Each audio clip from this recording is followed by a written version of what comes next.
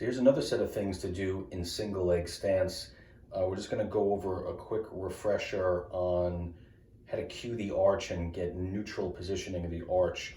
So if you're looking at my right foot here, patients very often will do one of two things. Either they'll cave in and they'll roll into a flat foot or pes planus, or they will overcompensate for that, and maybe in order to not do that, they're sort of living on the outside of their foot. It's a common thing, not there with everybody, but it's something to be on the lookout for. And of course, if that arch is collapsing inward, it's going to contribute to that positioning of the lower extremity that we do not like, femoral adduction and internal rotation.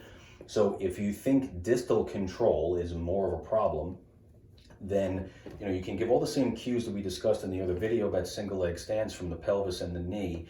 But now, a couple of good cues to give your patients to keep the arch up. Now, they're not rolling all the way into supination. So what you want to do is someone keep their big toe down on the ground.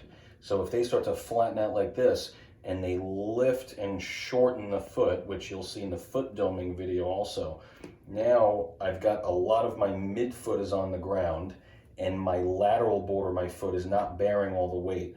So practice this a little bit where you're standing on one leg, lifting up the arch slightly. My big toe is firmly planted into the ground. My arch has a little bit of a space. Let's call it a finger-ish width here versus collapsing down.